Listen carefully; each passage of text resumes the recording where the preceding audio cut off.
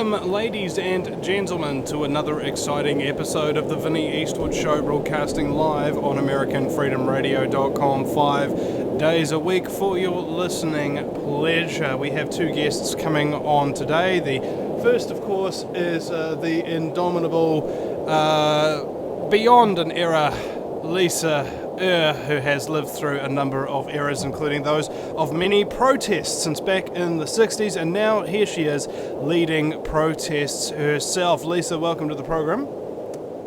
Thank you, Vinny.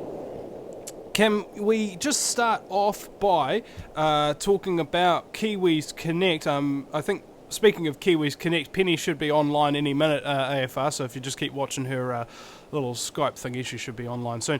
About Kiwis Connect, because you're holding a demo for democracy this Sunday. Can you tell us a little bit about that? Well, it's quite exciting because it's nationwide, Vinny. We've got 12 centres that where we've got marches or rallies, something happening.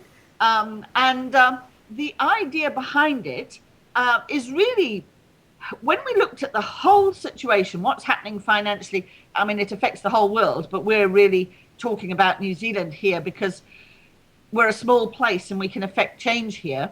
The corporatization of everything.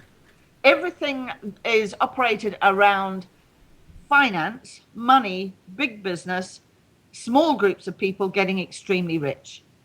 And so when we looked at that, we thought, we've got to make the connections here. We've got to draw the dots between, for example, the food, huge agribusiness, putting in genetic engineering around the world, which we haven't done yet in New Zealand, fortunately, and mining. I mean, they're wanting to mine beautiful places in New Zealand for oil and sand and coal and do we need this? Are there not now alternative technologies?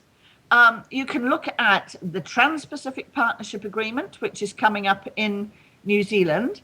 Vinny, have you done anything on your shows about the Trans-Pacific Partnership Agreement? A little bit. Now, we've got Penny calling in now. AFR, would you be able to ring her and add her into the conversation, please? That would be really nice. Because, I think the Trans-Pacific Partnership, I relate it to the European Economic Community that happened a number of decades ago. And what happened there, essentially, was it was the setup of a powerful multi-state government using trade as the hook. Come in here, sign this trade deal, and all of your money woes will go away. When instead, with the new currency and everything, it's only made Europe even more prone to economic collapse. And now they have a European Parliament which passes an awful lot of laws that people just don't want, with like unelected representatives putting the legislation in. Well, yes, that's true. I mean, it's all about big money, but the Trans-Pacific Partnership Agreement is really about American trade dominance of the whole Pacific Rim.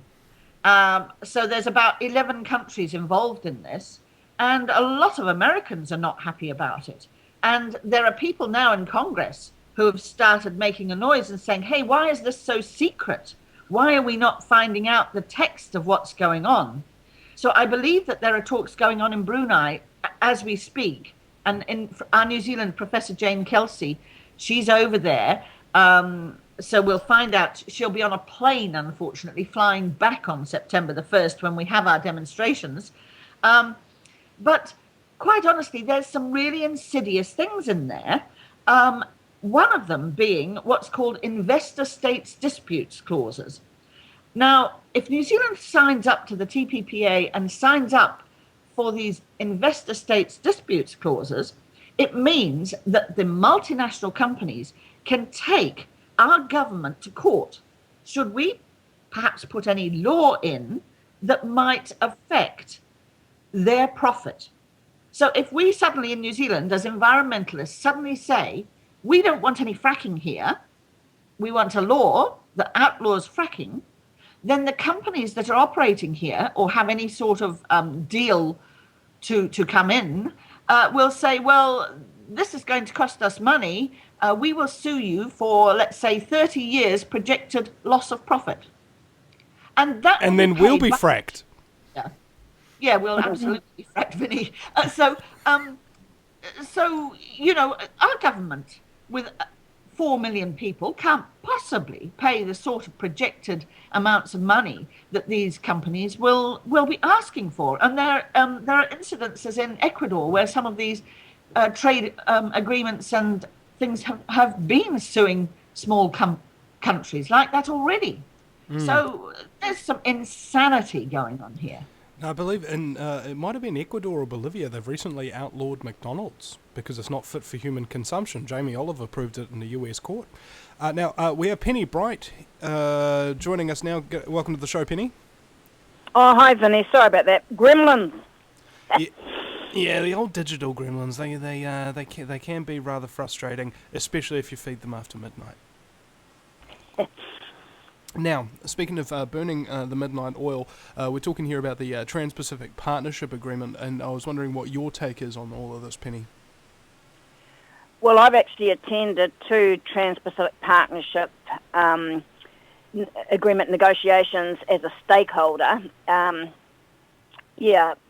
Twice now managed to get in, and what the most dreadful thing about the Trans-Pacific Partnership, I mean, it's an investors' treaty, but it's the secrecy and the lack of transparency at the highest levels when signing such an investors' treaty would have such a massive impact on New Zealanders and our rights, and we're not allowed to know about it.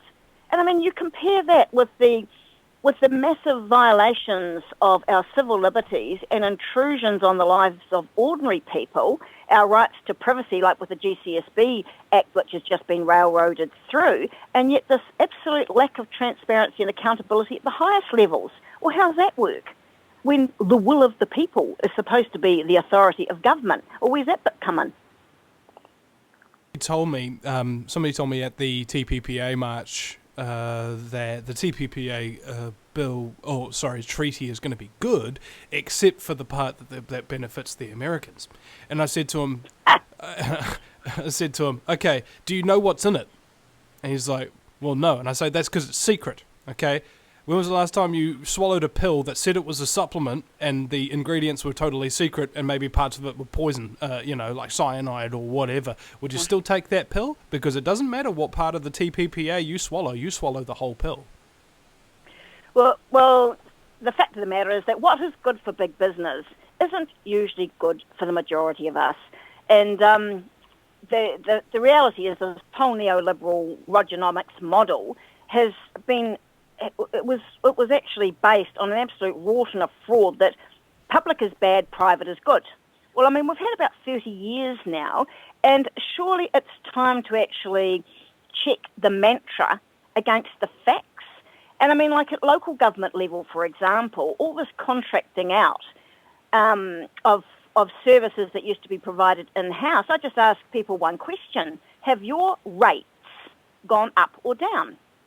Game, set, match. Because if it was all so efficient, well, wouldn't your rates go down?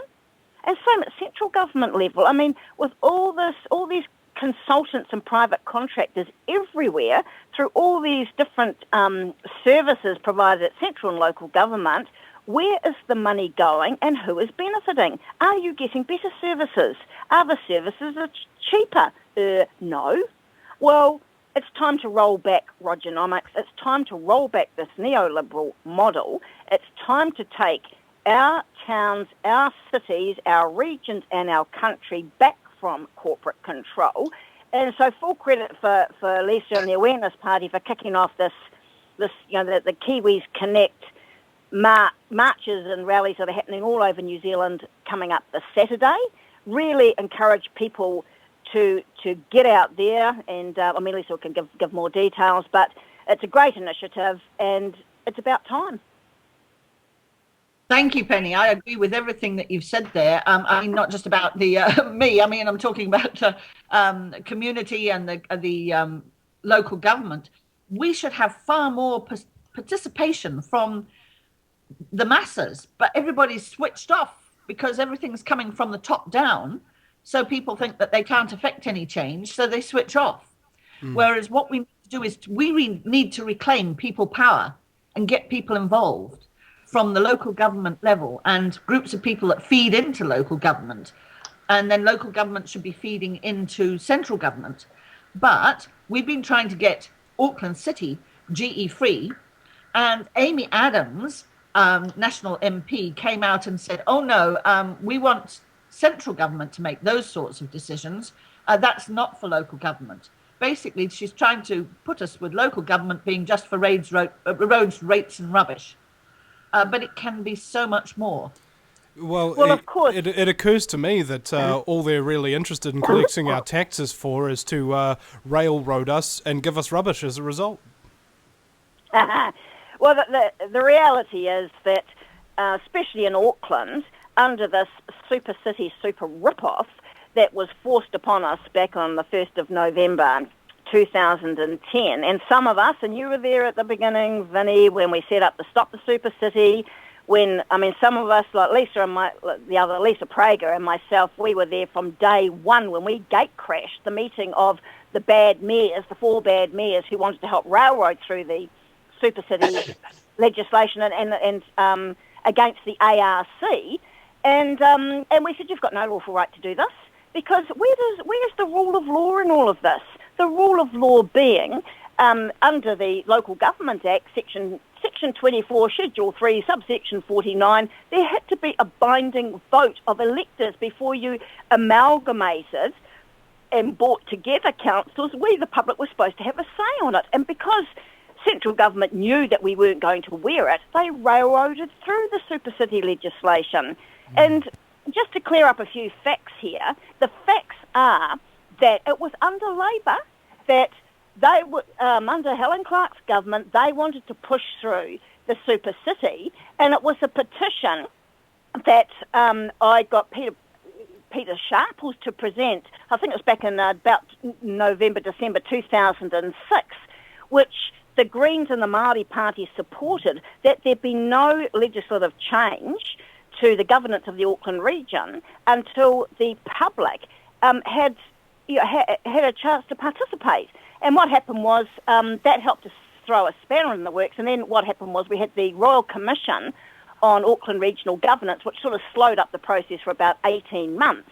But the reality is that then, as tends to happen, one government starts something, the other one helps to finish it, then the super city legislation was railroaded through. Now, what was made was a big deal about Rodney Hyde was the main one responsible. Well, actually, no, he wasn't actually. He just sort of finished it off. But the reality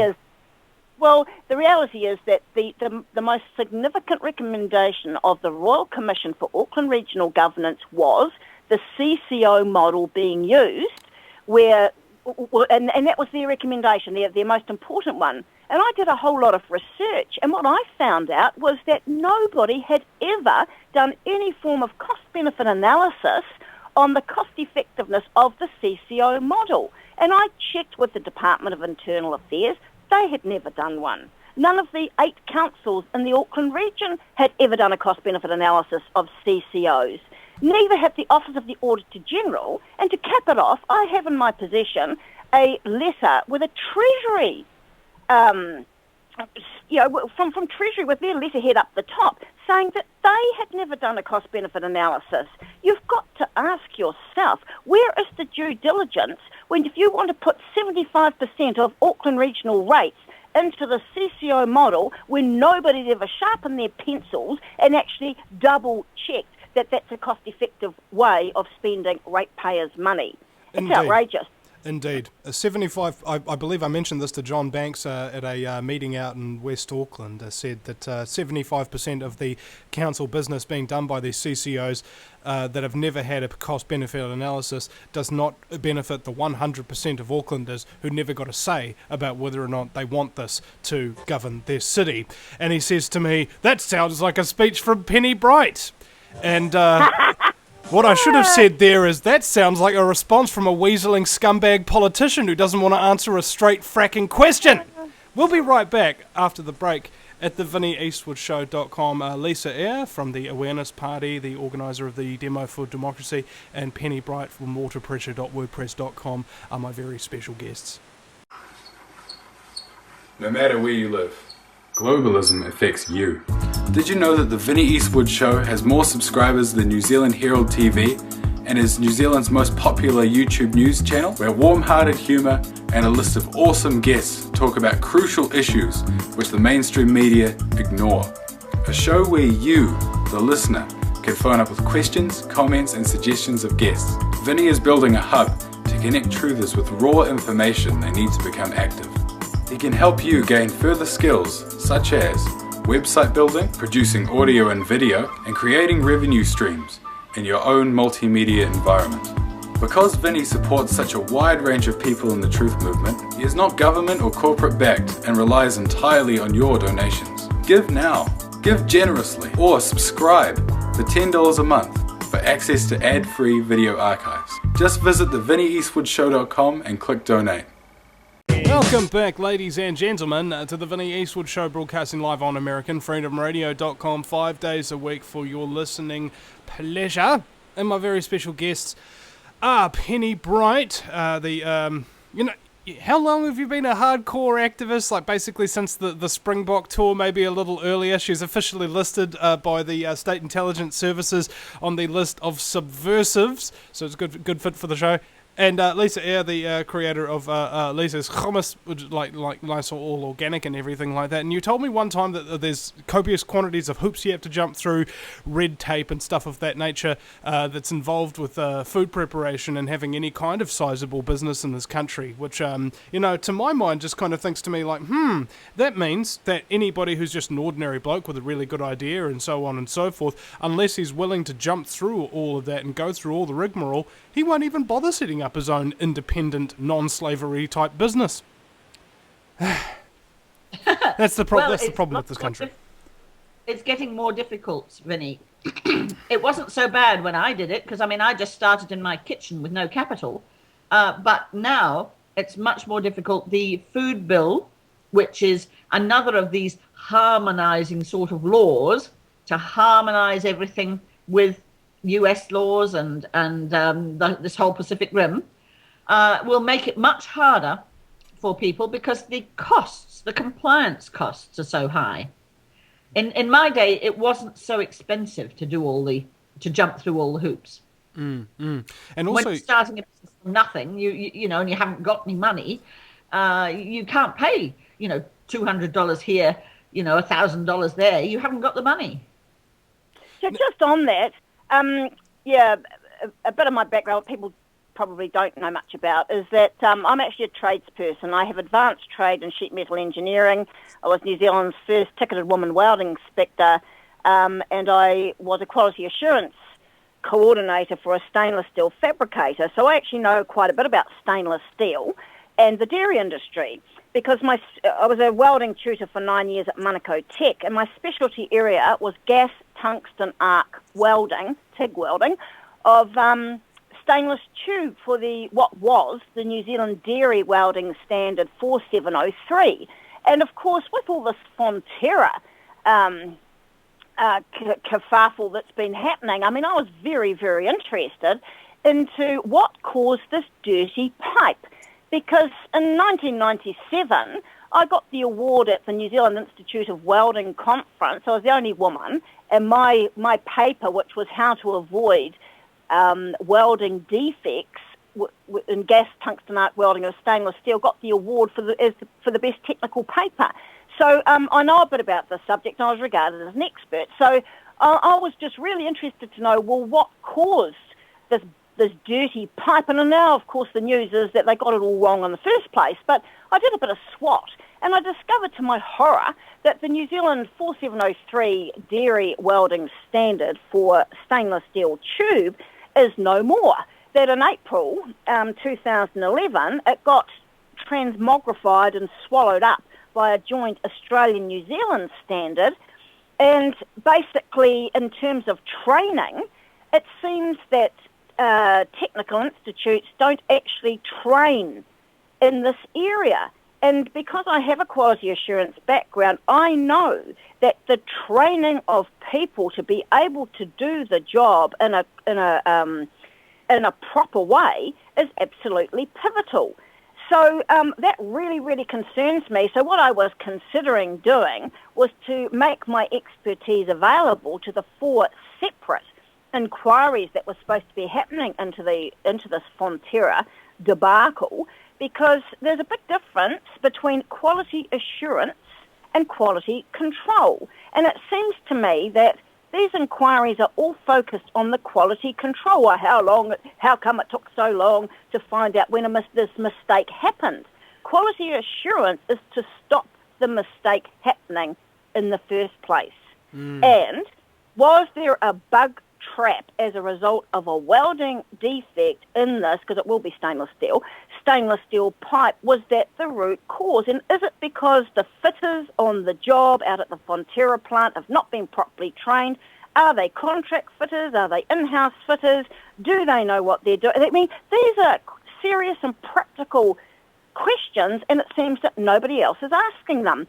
So I'm not even aware, Penny, I'm not even aware what this Fonterra debacle that you're actually alluding to actually is.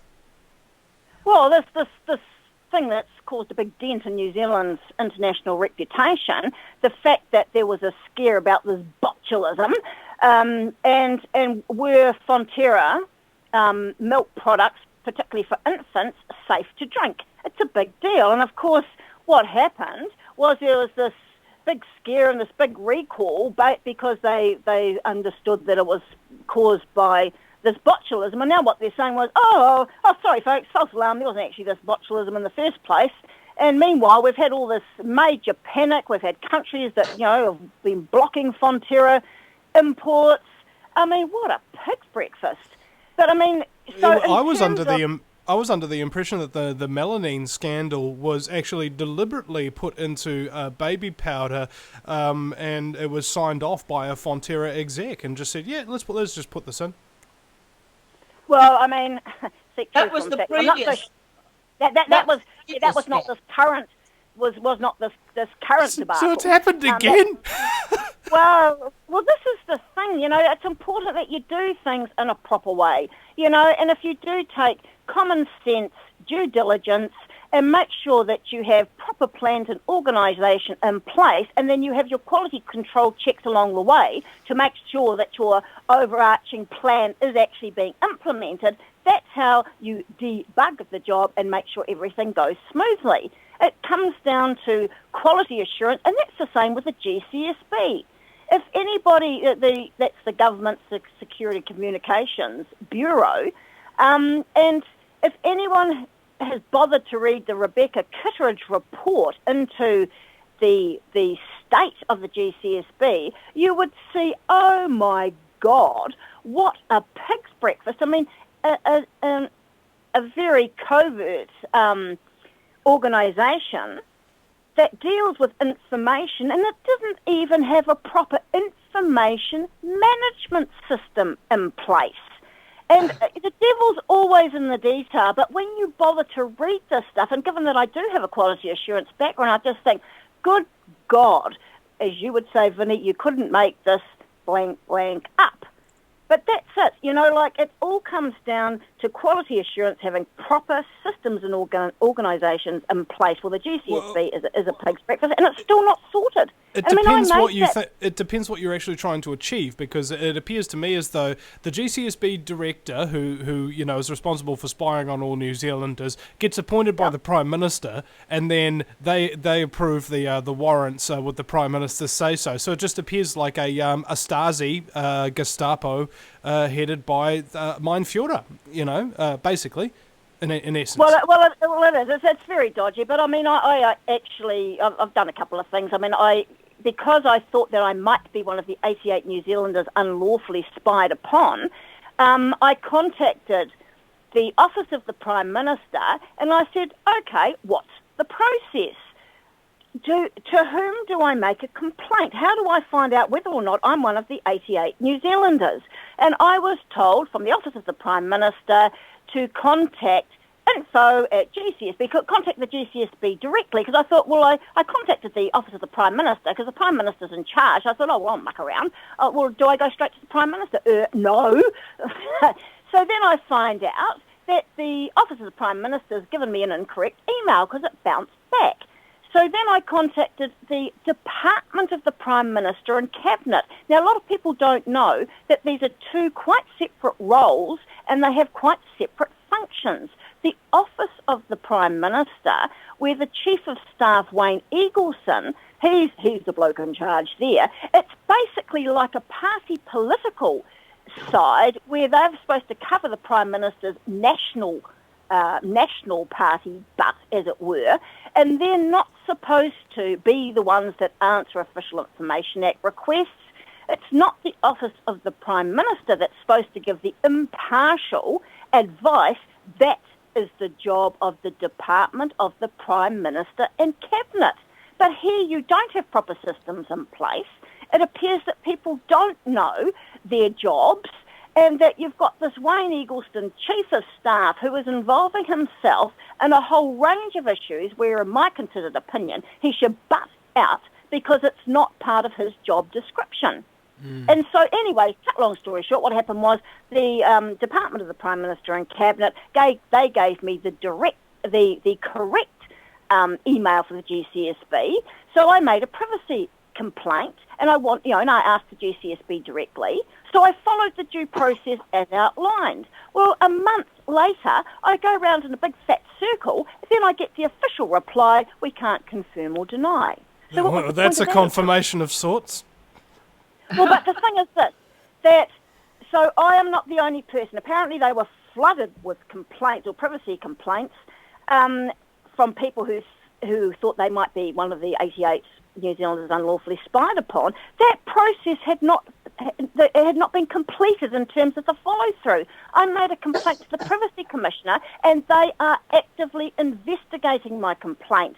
But because they've got bugger all staff anyway, and the fact is that they have even less staff, because any staff from the Privacy Commissioner dealing with the GCSB must have security clearance, that narrows the number of people who can be involved. So before this GCSB bill was railroaded through Parliament, the complaints from people who thought they might have been one of the 88 New Zealanders involved hadn't finished going through a proper investigation. And guess what?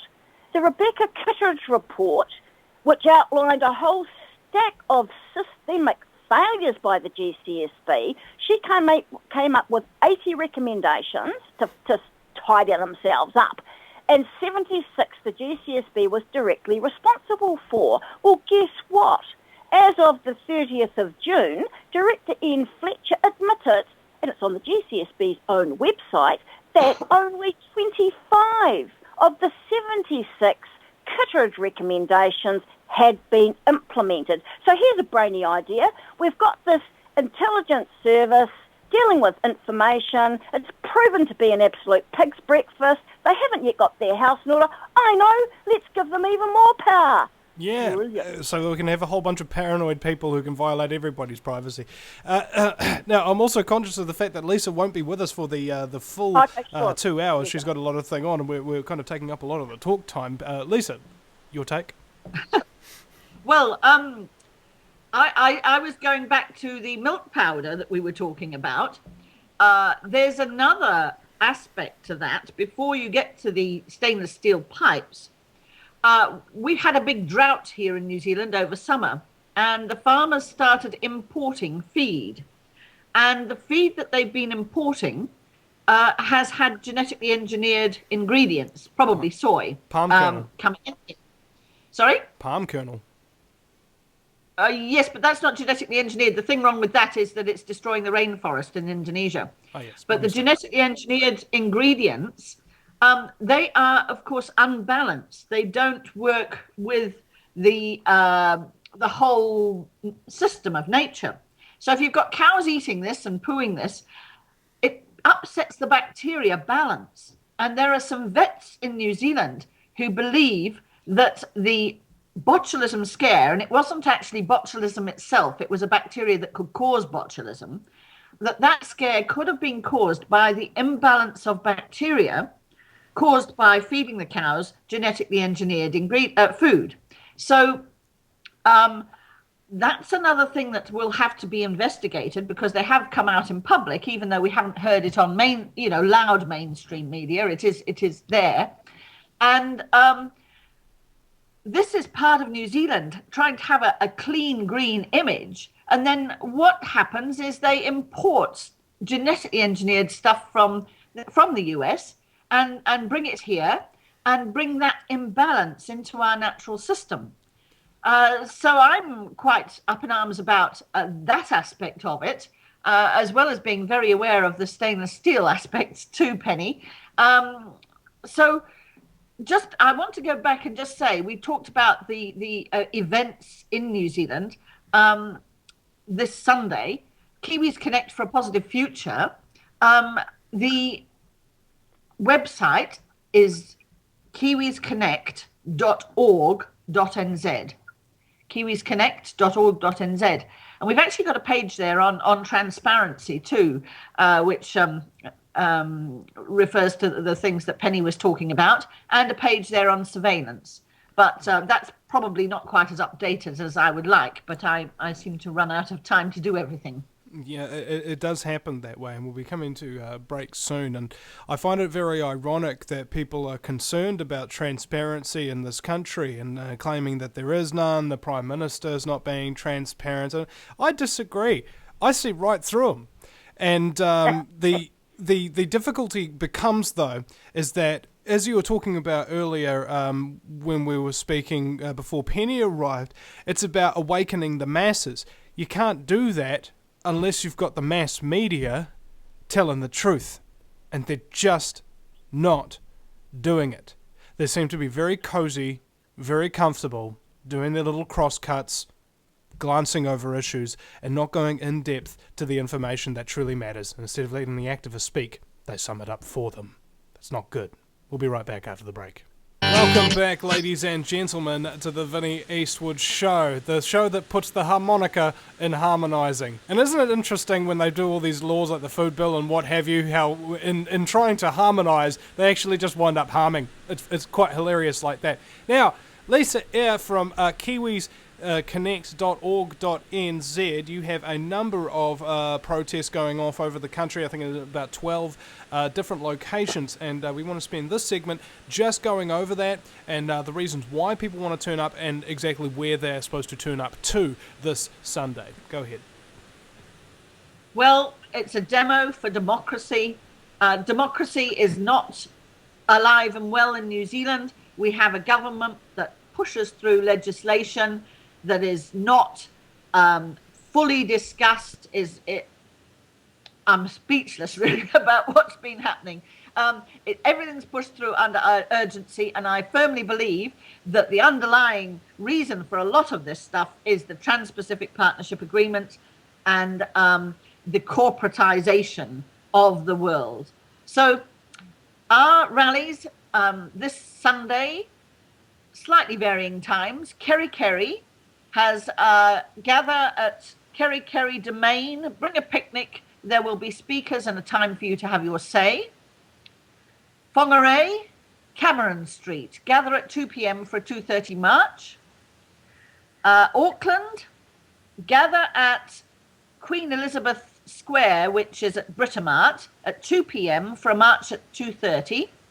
Walk to Albert Park via Wellesley Street and Princes Street and gather at the Band Rotunda for speeches and some music. And Waiheke, you are joining us in Auckland. We thought about getting something going in Waiheke, but it's not there yet. And Hamilton, details are coming soon, but Hamilton, there is something in the pipeline. Tauranga, gather at the waterfront at 2 p.m, then march to Red Square. That's an interesting place to march to.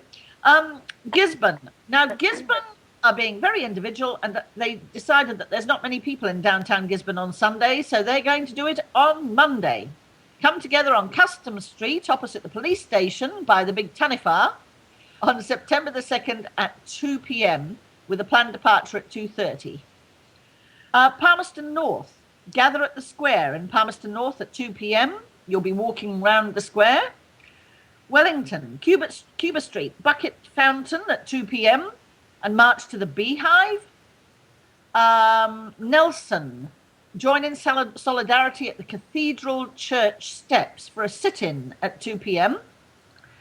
Takaka, Golden Bay, 2 p.m. at the Takaka Town Centre. Christchurch, 2:30 p.m. gather at Latimer Square. Then you'll march west on Worcester past the damaged cathedral and go around enter the CCC lobby and exit on Hereford Street. I'm telling you this in case you're late and missed them at Latimer Square. March east through the Restart Mall, left on Madras Street and into Cardboard Transitional Cathedral for afternoon tea, and then back to Latimer Square for speeches. And Queenstown, there's a gathering at 2 p.m. lakefront at the Memorial Gate. So, and I'm hoping to have something in Napier. If there's anybody listening that would be prepared to host something in Napier, please let me know. But we've got a fantastic group of people, really, and we've also got a Facebook page. If you go Kiwis Connect on Facebook, Kiwis Connect for a Positive Future. And one of the things that we're doing in the rallies, if you're not holding a banner, you can bring pots and pans and bang the pots and pans, because we've got a number of people who are marching for different reasons. You see, all these connected reasons people could yell about, and that might upset somebody else. So if you've got pots and pans to bang, then it actually takes away the conversation and just makes the point. So we've got the government, how professional corporate lobbying denies us of our democratic voice, the TPPA, banks and incredibly unequal wealth, the media, we need the truth, food, seeds and pesticides and GMOs, the control of our food system, mining, corporate interests over local interest, climate, fossil fuel pollution and environmental issues, health, big pharma controls, fluoride, it doesn't just affect the teeth, education, privatizing bulk funding charter schools, justice and prisons, they're being privatized, and on a more international thing, arms industry is promoting war, keep New Zealand nuclear free, and we will have a nuclear free banner for sure at Auckland. So and there's other issues too, all those issues we're coming together. So that's why it's a better idea to have pots and pans to bang or whistles to blow. If you're holding a banner, you can blow a whistle for whistleblowers like Bradley Manning and Edward Snowden. And they'll be the first people to be targeted and arrested. But yes, go ahead. I don't think anybody should be arrested because it's supposed to be a peaceful protest. It's Father's Day. We want fathers to take their kids and kids to take their fathers. So we don't want any sort of dramas on this occasion. It's not appropriate with children there. Yeah. So I'm hoping that we'll get a good turnout. And also, I'd like to open the door to any people that can't go to. There is a march in Auckland against the West's involvement in Syria. But if you can't go on the Saturday one, come with us, because this is all part of the overall financial agenda that's going on in the world, the dominance of the West. So it's appropriate to join us as well. And indeed, Penny, you can shed some light on the Syria situation, because when a lot of people, I said this over the break, is when a lot of people talk to me about Syria and the bad things that are going on over there, I just go, "Are you serious?" And they go, "Yes, I am serious." And I go, "Oh, that's so sad." Well, the fact of the matter is, I mean, I remember really clearly back in 2003, I think it was about February, when we had a big march against the impending unlawful invasion of Iraq. And the reason given for this coalition of the killing, because remember, this never went through the United Nations. There was no international rule of law that applied to this unlawful invasion of Iraq, was because Saddam Hussein was supposed to have had weapons of mass destruction. And And then it comes out, oh, actually, there weren't any. Meanwhile, I mean, all this concern about, the poor civilians being harmed by these weapons of mass destruction, well, I put it to you that when you've got an invasion of a country, you've got military running around killing people, bombs dropping and all the rest of it, civilians get killed by unlawful wars. And it's just the same as all this hoo-ha about people in Syria who are supposed to have been poisoned. All we've seen on TV are some unwell-looking people. I have yet to see any medical certificates signed by independent doctors of death certificates. They died because of chemical poisoning, nerve gas or whatever. And that's the first thing. Seek truth from facts. I want to see lab reports that prove what was the substance that killed any of them, if, in fact, people did die of this. The other thing is, the secondary question is, well, even if people did die from chemical poisoning or nerve gas or whatever, the question is, who did it? And I cannot believe this massive rush to judgment at 30,000... Well, I can't believe it because it's been done before, actually. I take that back. That, we're now going to invade Syria because of some dodgy thing said by some dodgy people, and the whole international rule of law, the whole basic principle of seeking truth from facts, we'll just let all that fly out the window, and here we go again. Well, no, that's not okay. So that's why at 12 noon I'm going to be at RTS Square in Auckland. A demonstration has been called against this impending war on Syria, even though I can only be there half an hour because I've got another radio interview with somebody else at 1 o'clock. But the fact of the matter is this is not okay. And our government needs to be held to task, that we have to demand as citizens that our government carry out the international rule of law regarding any form of invasion of other people's countries. That's not okay. You can defend yourself if you are attacked. But to go in and attack another country on this bogus basis that apparently some people have died or been made ill because of chemical attacks when there's no proof to back that up, this is just not okay, folks. Wakey, don't fall for a game. What if you financed a rebel group or something of that nature in lieu of invading them in order to stoke up a whole bunch of tensions to give you the pretext and the excuse for invading them, Penny? Is that okay under international law? Because the CIA's apparently been doing that for decades and decades. They certainly have, yeah. Mm-hmm. All right. Well, remember what... Well, we're coming up to break now. We've got one more hour. I don't know how long. Lisa, are you able to stay with us for another segment? We've got another 17 minutes and a 4-minute break. I'm okay for half an hour, yeah. Another half I'm okay for an hour, yeah. All right, excellent. Okay, we'll be back soon, ladies and gentlemen. And Penny kind of says this point quite a lot, but it's always correct because the truth never changes. Seek truth from facts. You don't seek truth from rumour. You don't seek truth from speculation. You don't seek truth from bribing politicians. You don't seek truth from surveilling and making the people afraid. You seek it from facts. And unfortunately, the media in this country are not doing that job very well. In fact, they haven't been doing it for a number of decades. We'll be right back. If you take an active interest in maintaining the optimum health and well-being of yourself and your family, the New Zealand Journal of Natural Medicine is the magazine you've been waiting for. Having taken Australia and New Zealand by storm, the New Zealand Journal of Natural Medicine is now available in the UK and Europe. Visit www.nznaturalmed.co.uk or call 01626 337 531 to order your copy now.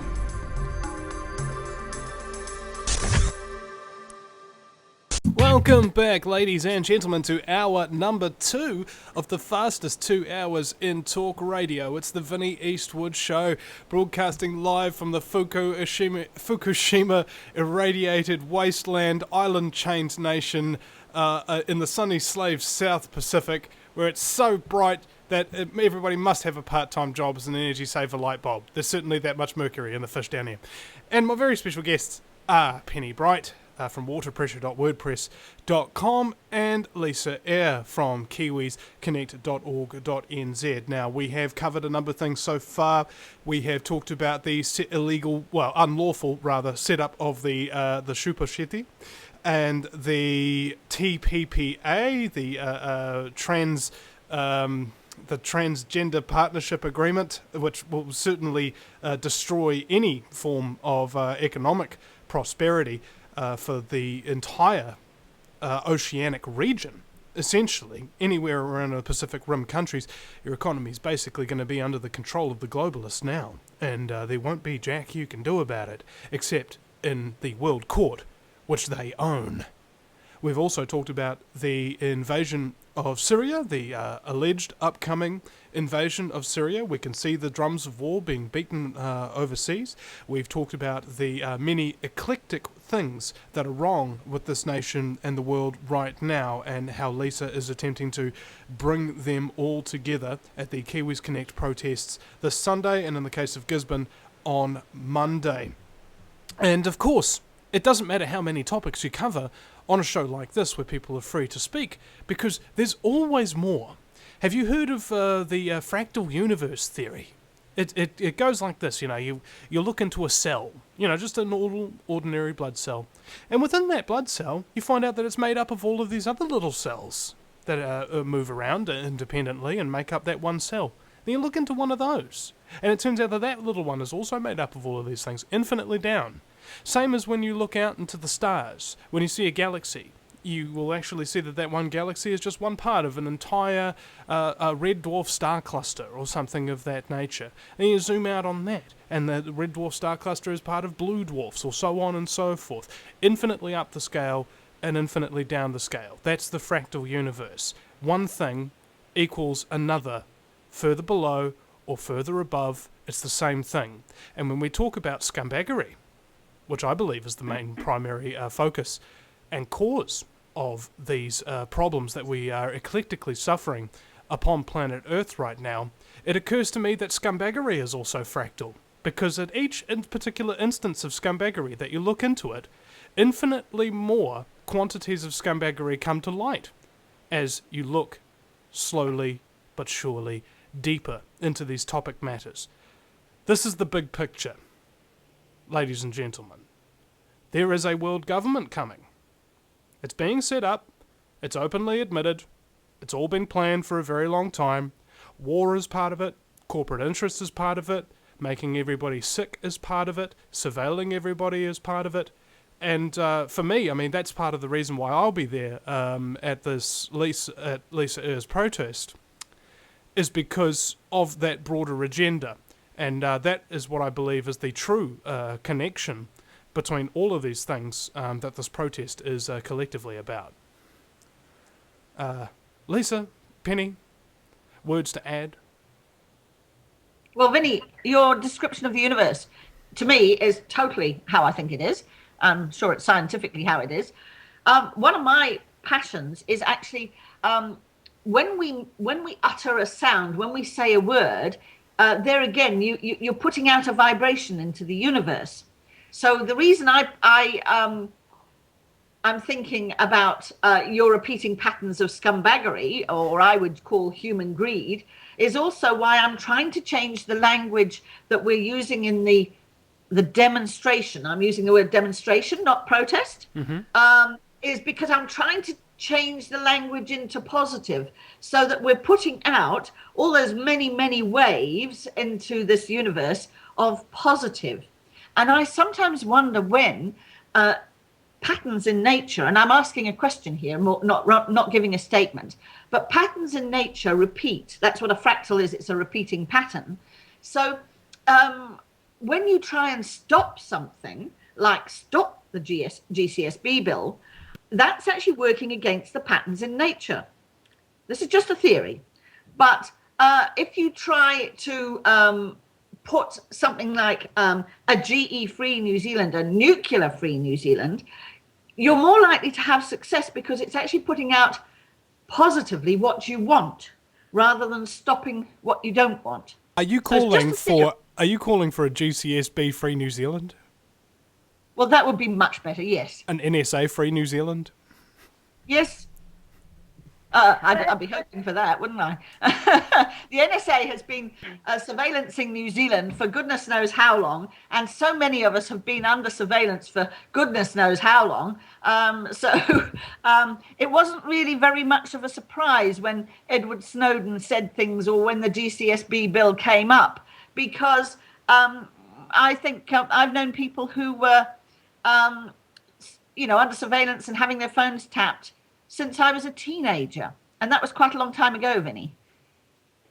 It's an interesting point that you raise, Lisa. For example, I mean, I've developed this action plan against white-collar crime, corruption and corporate welfare, but it's actually a framework for transparency. So what you've got, it's like you've got two sides of a coin. Myself, I mean, we may not be exactly on the same page on this one. I mean, I don't find anything wrong myself in clearly identifying what a problem is and saying that we need to stop something. But what I think is really important is that you're very clear about what you need to have to fix it. And I always think of a triangle where you broaden the base and narrow the target. Because often when you have people, demonstrating or protesting, you say, well, what do you want? And sometimes people aren't clear on what they want. They're sort of like having a bit of a vent. But in terms of, okay, what's wrong and what would fix it, I think you need to be very focused on what you want to change it to. Totally agree, Penny. Yeah, and let's not forget that the word demonstration has the word demon in it. Good on you, Vinny. Anyway, just in terms of helping on a cost-effective way, because, those of us who are on the bones of our bottom and run on the smell of an oily rag, we have to work out ways to be as cost-effective as possible. Well, I'm pleased to be able to report to you, Lisa, that I have helped this morning by sharing to a number of my Facebook friends information about the demonstration. What are we? Demonstration on Sunday. Yeah. What I would really like to suggest to people, rather than just liking something on Facebook, just taking that little bit more effort to share it. Invite your friends.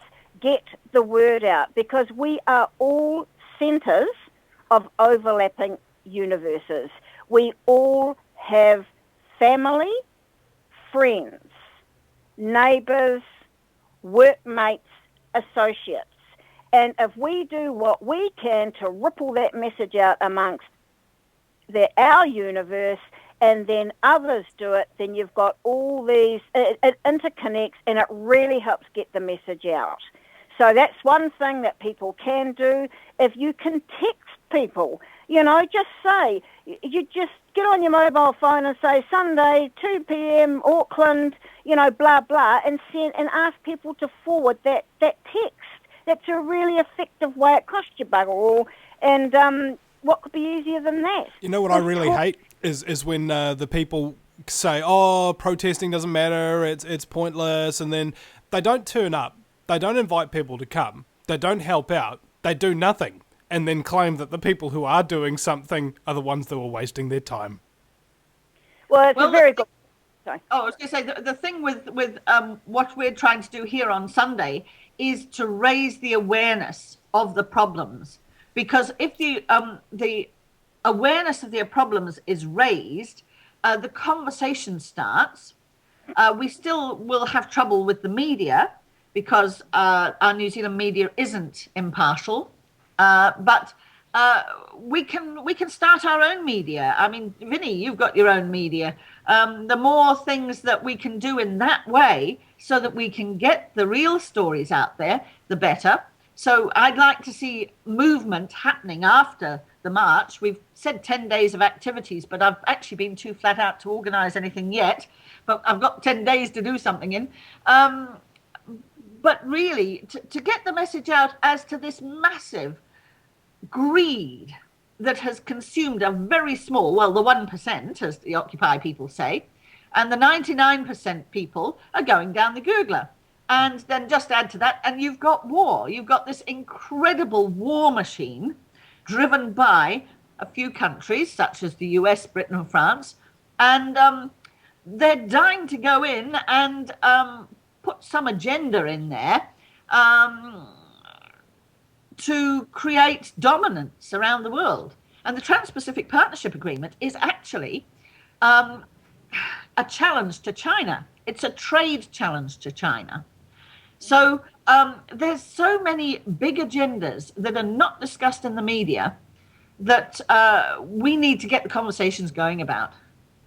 Well, it's really simple in my view that everything boils down to a line in the sand. It's basically corporate. It's corporate versus the public majority.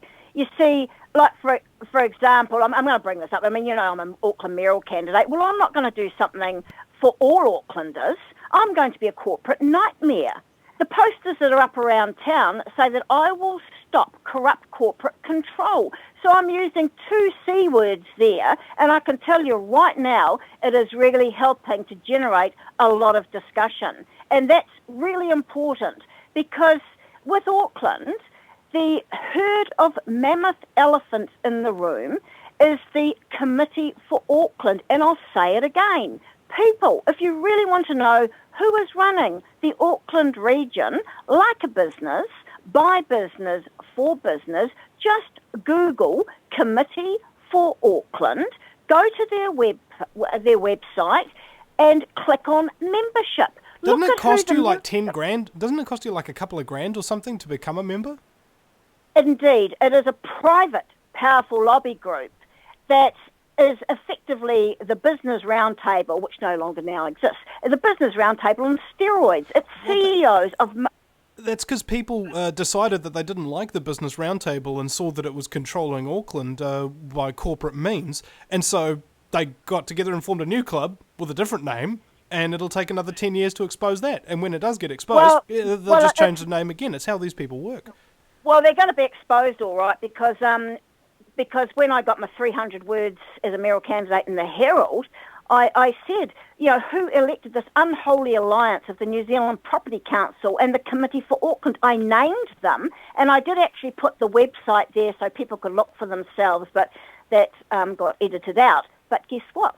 When all the candidate booklets come out to every elector on the 20th of September, in my 150-word statement, I have named the Committee for Auckland and put the link to their website there. So that, you know, when that goes out to over 1 million people in Auckland, that is really going to get the discussion going. And surely mainstream media will be forced to pick it up, because I don't quite share your view about corporate media in terms of ignoring them. I don't agree with that. I think that you have to recognise that anything that you get that's positive from corporate media is a bonus. But I don't try to tell them what to do. I don't ignore them. And I have myself, and I know others have as well, have managed to get some very positive and useful articles on the occasional basis. I mean, it's not like you, Vinny, where you can get a good hour or so, and I mean, you know, you might get a couple of sentences, but something is better than nothing. But I just think it was quite a cunning move by some very dodgy people associated with particularly Occupy Auckland to try and dissuade people from having anything to do with corporate media, because that actually helped in a way to help clip our wings. I'm raising that, but obviously if those of us who are active can get, you know, an hour on a show anywhere, that's certainly better than a tiny little soundbite. But I don't believe in ignoring corporate media, but just recognise that you're not, you know, anything that you get that's positive is a bonus. Mm. No, I'm not saying ignoring corporate media. I'm just saying we've got to have some other media too. Oh, you Yeah. do. We've No, got I to have don't some agree with understanding about it, and Yes, we do. what I've found is that the people who make the most difference in this world are the people who don't ask for help. They just do something that helps. It's yeah. I rather like that one, Vinny. But anyway, so we're Thursday. So it's Thursday, Friday, Saturday. So we've got 3 days to help get the message out. Yeah, I'm sorry, Lise. It was on my list of the 6,000 things to do before I die list to try and help to get the posts. So if there's posters, very happy to help put some posters up. I'm sorry, I've just been swamped. Yeah, Penny's got like this massive bucket list of revenge, that she kind of like sits late at night wearing her V for Vendetta mask by candlelight, playing the organ beneath a giant operatic sort of performance stage, kind of thing. No, not Penny Bright, No, the phantom of the protest. The phantom of the protester. We haven't managed to do posters because basically I'm the only person paying for anything here, and I did quite a lot of flyers, and it's costing me $300 for the banner that's at the front of the march. And so Has that banner been printed yet, by the way? No. Well, what I'll do is I'll just, as long as something that's got the key, why, when, where, details, that'll do. I understand. We can always just do our best. Yes, thanks. We have a publicist down in Takaka who has sent media releases everywhere, and we have had I think it's Voxy and Yahoo have posted media release. Oh, very good. Excuse me. But I haven't heard back from BFM yet, so I've spoken to them. Well, what I find is incredibly effective and costs you nothing is that major blogs like Kiwi blogs, for example, right-wing hosts, a lot of very nasty right-wing people on there. For example, I put something up yesterday and it got 63 people didn't like it, but it's out there for people to look at, costs nothing, under general debate. Indeed. You can advertise. And also Penny, we're coming to break. Also, call into Talkback Radio and mention it on there. That's free coverage right there. We'll be right back, ladies and gentlemen, at thevinnieeastwoodshow.com. Welcome back, ladies and gentlemen, to the most operatic 2 hours in talk radio. It's the Vinny Eastwood Show, broadcasting live from some kind of Italian opera theatre with my very special guests, Penny Bright and Lisa Eyre, on the air. And we have... Has anybody ever made that joke about your last name before, Lisa? Considering you actually do a radio show on Green Planet FM, is that radio show by chance called Air on Air? No, it isn't, because I do Tim Lynch's show. No, the big one I get is going through customs, because actually my real name is Elizabeth, and they look at Elizabeth ER and they say, "Oh, are you the Queen?" Yes. Air travel. They look at my passport, I'm meaning, yeah. Yeah. Anyway, Vinny, I am going to have to go. I'm afraid I've got an awful lot of things to try and strings to pull together about who the speakers are on Sunday. Penny, I'm sure you'll come and speak to us for 5 minutes at the end of the march. And sorry? Yeah, that would be lovely. Thank you. Thank you so much. I think I had asked you, but I'm just checking. And I've got a few more people I'm trying to pull together to get a really a good 20 minutes, solid 20 minutes after the march of good speakers. So that is my job today. Am I included in that list, by the way? I hadn't thought about that, Vinny, but I'm sure we could include you, yes. Excellent. And I'll be very calm this time. I won't do like the traditional protesting, yelling and screaming. I'll say, Thank you very much. Well, we could well have a lot of kids on the march. Who knows?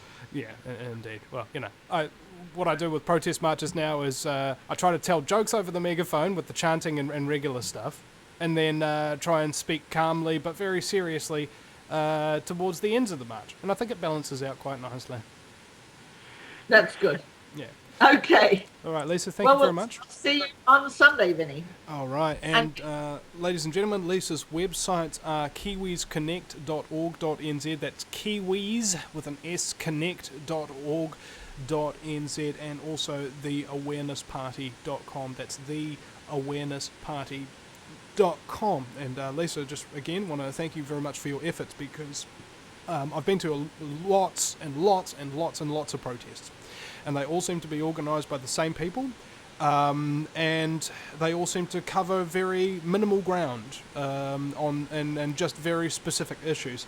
And so since you've come along, that paradigm seems to be changing a bit. A broader awareness, broader minds, and broader reasons to come out and demonstrate what should be done, rather than just trying to endlessly stop things that endlessly keep coming at you. And thank you very much for that. Thank you, Vinny. Thank you, and thank you, Penny. Okay. Now, Yeah. Oh, well, good luck with the rest of your day, Lisa. Just one last... Oh, sorry. You wanted to say one last thing before we go on to the draft unitary plan? Just one. Yes, I would.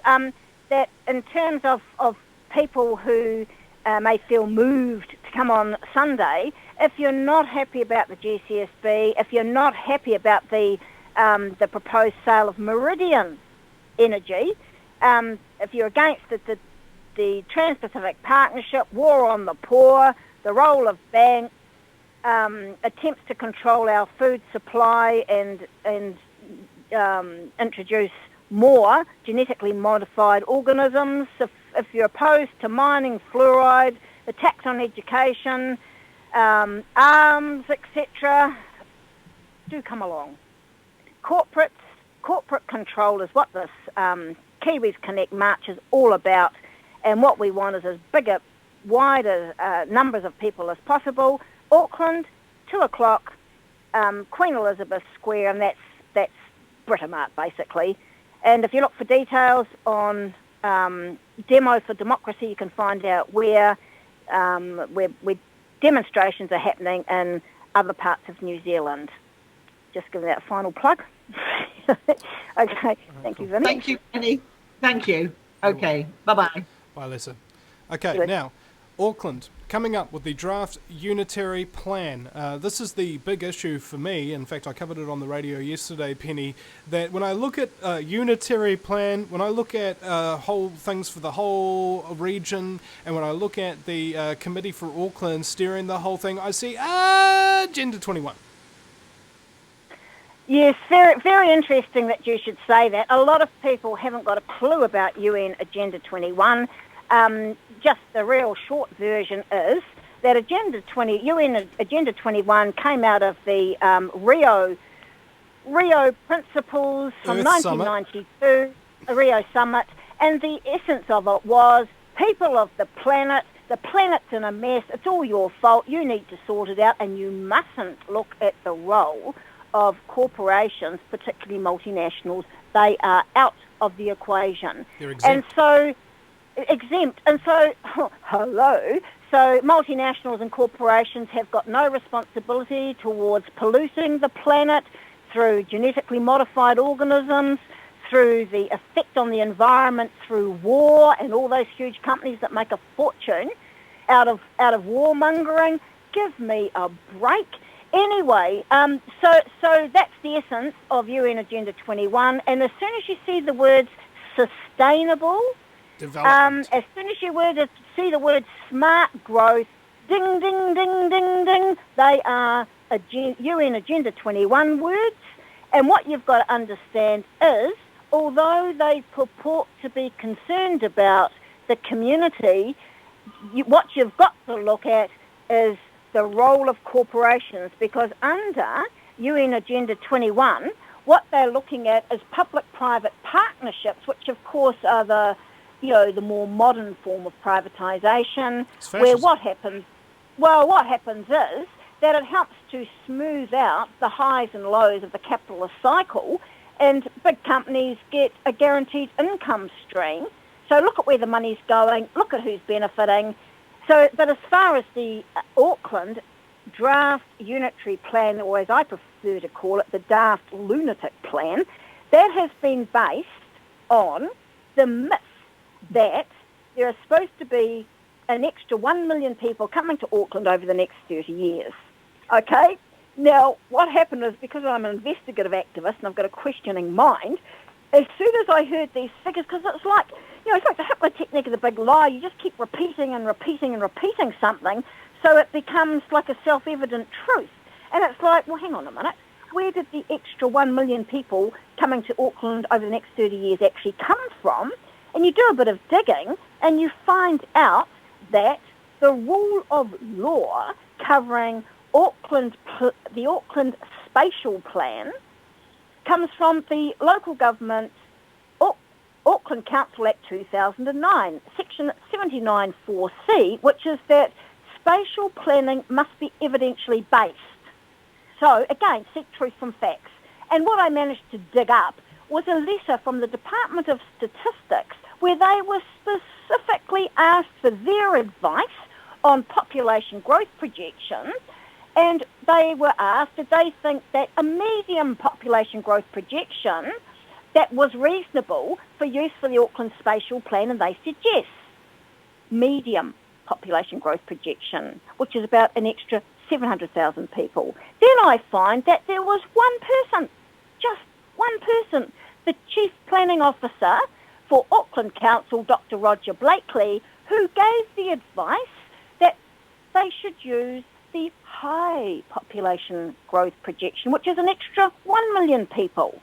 Well, I trolled through the minutes of the Auckland Council Future Vision Committee, which then morphed into the Auckland Council Auckland Plan Committee, for the evidence that showed that elected representatives voted to accept this advice from their Chief Planning Officer, and I could not find any evidence in the minutes, which the prima facie evidence of proceedings, that they ever voted on it. I couldn't find any legal opinion that said it was lawful for the Chief Planning Officer to give this advice to use the high population growth projections, or any legal opinion that it was lawful for councillors to accept that advice. So what I did was, because I know the process, I did a little petition of about 30 people, and I managed to get an inquiry by the Social Services Select Committee.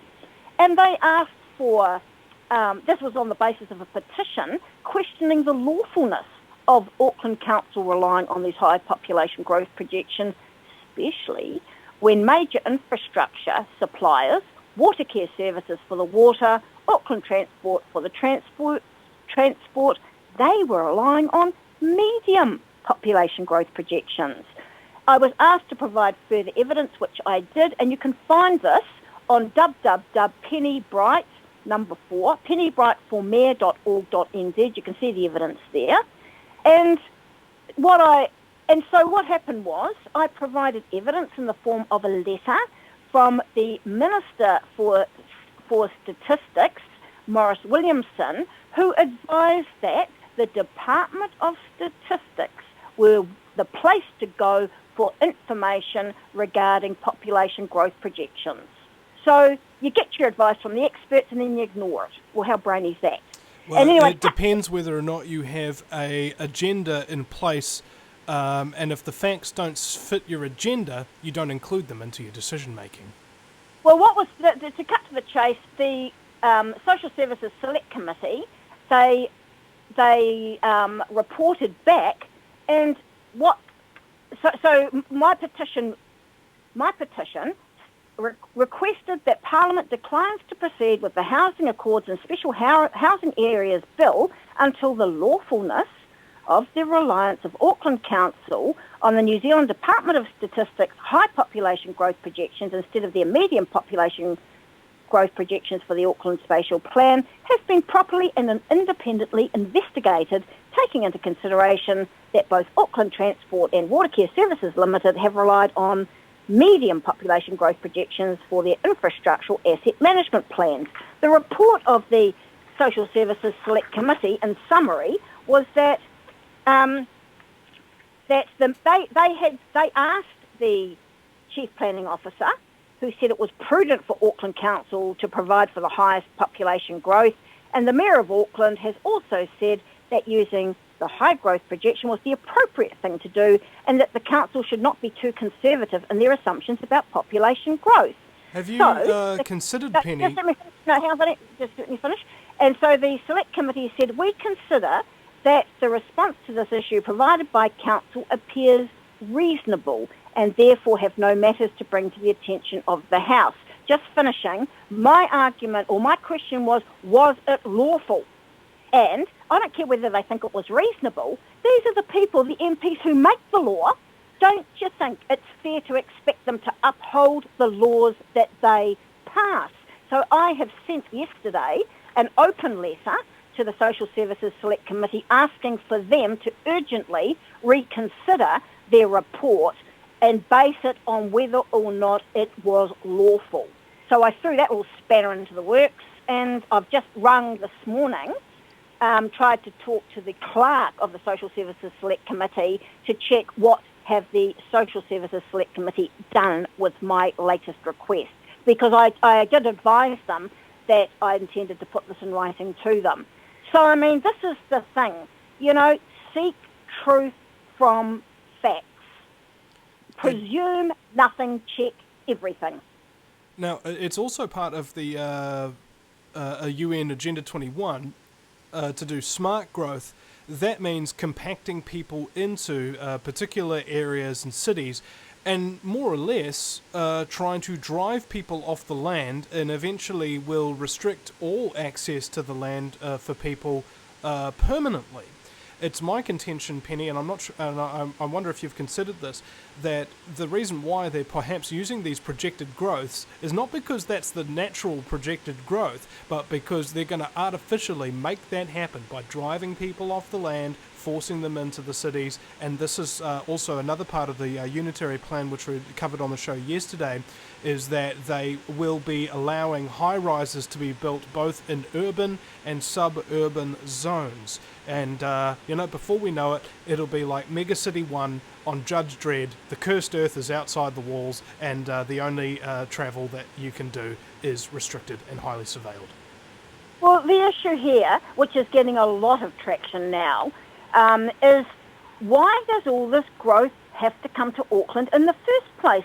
Anyone would think that New Zealand stopped at the Bombay Hills and didn't go past the top of Rodney. It's like the skinniest part of New Zealand. They want to pack and stack everyone on top of each other. How dumb is that?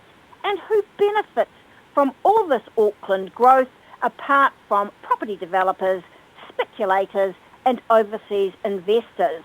There are parts of this country where the infrastructure is going to waste. And if you have a planned population, migration and employment strategy, you can help encourage people to go and settle in other parts of New Zealand so we don't cram it all in Auckland.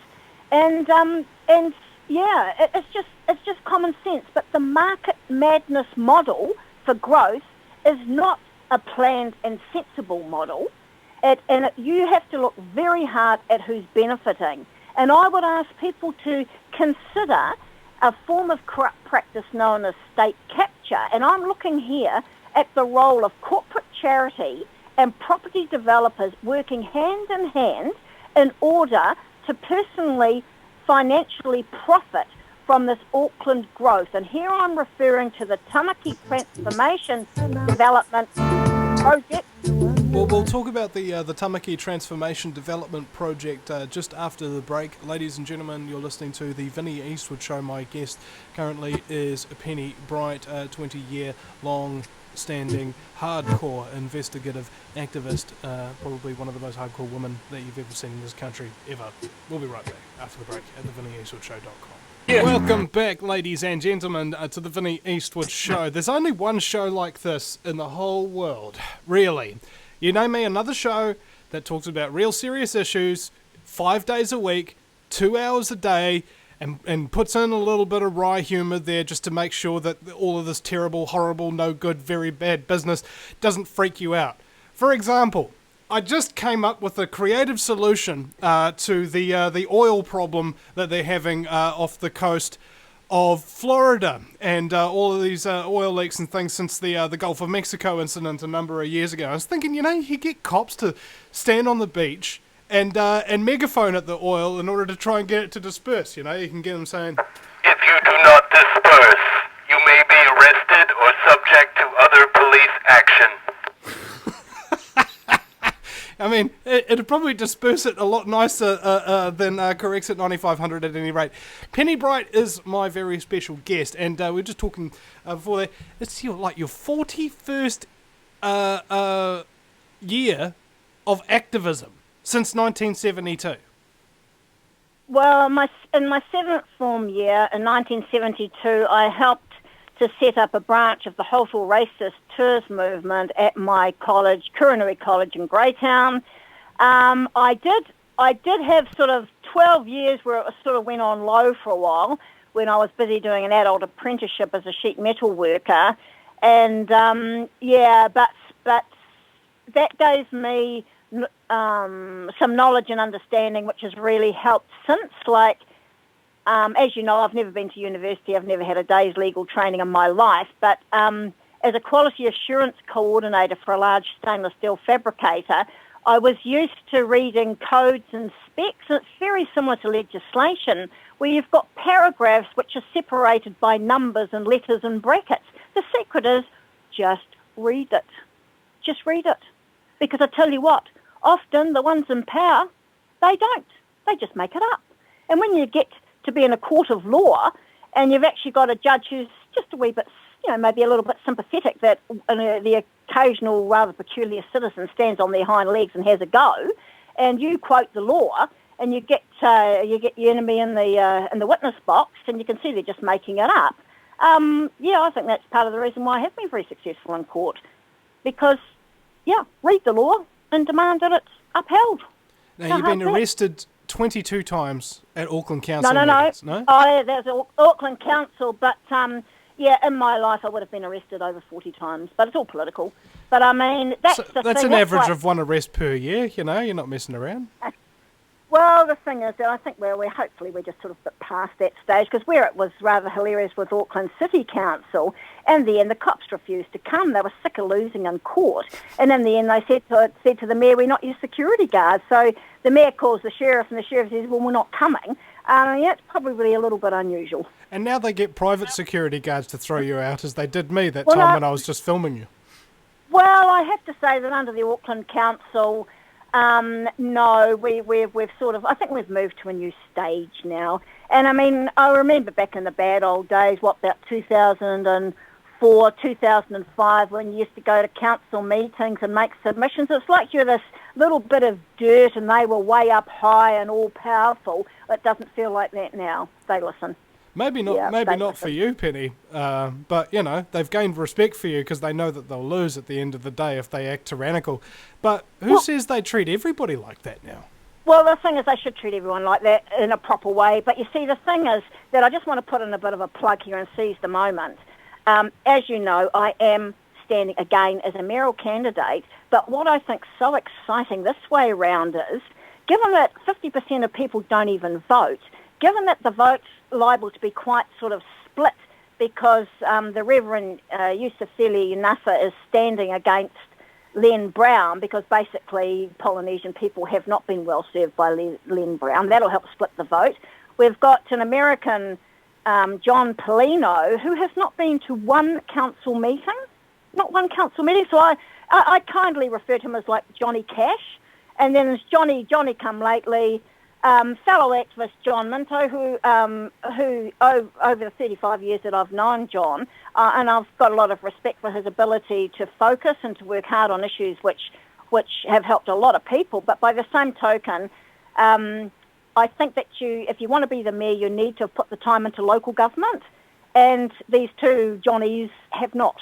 I mean, I've got a 15-year track record in local government. I know how it works. I know what the problems are. You were even given a Good Citizenship Award, weren't you? Yes, I was. In 2010, I was given a Good Citizens Award for my work in trying to get more transparency with council contracts, and also in my work opposing the privatisation of water. And it was quite a controversial award, but no, all that, so... But the thing is that what I think is so exciting is, get a load of this, that the Mayor's office gets about $5 million a year to implement the vision. Well, I've got posters that are all up around the place saying, vote Penny Brights for Mayor and I will stop corrupt corporate control. That's my vision. So imagine that, having $5 million to actually have a little anti-corruption commission coming from the Mayor's office. You told me That you wanted like a hotline for council whistleblowers to call in, and that Yes, they would be protected. Yes. Well, what I want to do is, as mayor, I want to use the town hall for democracy. I mean, how wild is that? But what I would want to do is to hold Radical. meetings with... I know. Is to hold meetings with council staff and explain that under the Protected Disclosures Act, which is actually the Whistleblowers Act, that they have a lawful right as employees to raise issues which they feel concerned about. But because I think that this infestation of corrupt corporate cockroaches is everywhere, including in key council positions, I'm going to make a hotline available directly to me as mayor, and I will have an independent little team of forensic investigators attached directly to the mayor's office, which can investigate any issues of corrupt practice and also to find out where every dollar of ratepayer money is being spent, invested and borrowed. Now, sure as hell, that's not what was the intention of that legislation, to give the Auckland mayor all this power, to use it against these corporate interests that run Auckland like a business, by business, for business.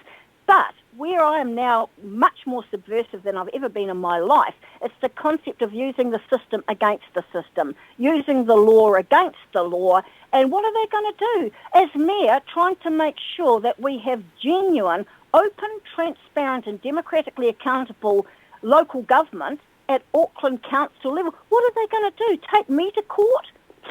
Bring it on. I love court. Yeah, you do. The other element that I think is really important here is the participation of front-level staff in high-level decision-making. I spoke to a Child, Youth and Family Services officer on Facebook, can't reveal their name or anything like that, but they admitted that it was corrupt and that it's run by, like any other corporation, from the top down, and the people up the top making this decision have had no frontline experience, so they don't even know what it is they're implementing or what kind of an impact it's going to have, because they don't include those people in the decision-making process. This, I think, is a revolutionary idea. Well, the fact of the matter is that you cannot take people from the private sector and expect them to transmogrify into competent public servants. When you've come from the private sector, your job is to make money for shareholders.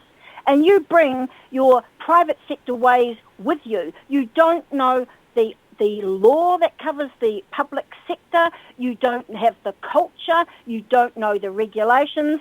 You're on a different galaxy. And what I want to do is to demand that we go back to the public service model, which is not run as a profit-making enterprise. It's there to serve the public majority. And by cutting out all these thousands of consultants and private contractors who've got their snout in our public trough, who are not providing cheaper services because the rates keep going up, by getting rid of all these private piggies in the middle will free up hundreds of millions of dollars. Penny, we're almost coming to the end of the show here. Would you be able to guarantee the people of Auckland, if they voted for you, to not just stop rates from going up, but actually to bring them down significantly? What I need to do is, first of all, the books must be open because they're not yet open. And you can't do line-by-line accounting when you're not given the devilish details that show exactly where the money's going. But what I can say is, by getting rid of all these consultants and private contractors, that should free up hundreds of millions of dollars from which the public majority can benefit. And if you want to find out more, check out pennybright4mayor.org.nz, and you can see what I'm talking about here. But we've got a chance to make history. Rogernomics got a kick-off in this country. Don't you think it would be historic to help roll back Rogernomics? Instead of giving it a kick-off, we should give it the boot down. Whatever. But anyway, it's exciting times, and if people do nothing else, just Google committeeforauckland.co.nz, look on membership, and you will find out for yourself who is really running the Auckland region, and it will blow your mind. By the way, ladies and gentlemen, and the fractal universe theory also applies here as well. In steering committees and think tanks and things of that nature in the United States, this is how the so-called New World Order agenda winds up being implemented, because you have all of these very highly influential, highly placed, wealthy people that are part of these groupthink operations, what they call think tanks, to get them all brainwashed into believing the same mantra with no evidence, and then implement it upon everybody else. And guess who benefits? Not them. Well, of course they do in the interim, but the much larger wolves at the top, far above them, the billionaires, the trillionaires, so on and so forth. Where does all the money come from? Where is all the money being spent? Deep Throat said follow the money, and yet nowadays investigative reporting sounds kind of like this. And now we're cutting to our Middle East correspondent. Regime? Regime. Regime, regime. Terrorist? Some kind of veiled threat? Regime, regime. Back to you in the studio. Thank you very much. And we'll see you again sometime, ladies and gentlemen. This is the Vinny Eastwood Show. Penny Bright, signing out. No matter where you live, globalism affects you. Did you know that the Vinny Eastwood Show has more subscribers than New Zealand Herald TV and is New Zealand's most popular YouTube news channel, where warm-hearted humour and a list of awesome guests talk about crucial issues which the mainstream media ignore? A show where you, the listener, can phone up with questions, comments and suggestions of guests. Vinny is building a hub to connect truthers with raw information they need to become active. He can help you gain further skills such as website building, producing audio and video, and creating revenue streams in your own multimedia environment. Because Vinny supports such a wide range of people in the truth movement, he is not government or corporate backed and relies entirely on your donations. Give now, give generously, or subscribe for $10 a month for access to ad-free video archives. Just visit thevinnieeastwoodshow.com and click donate.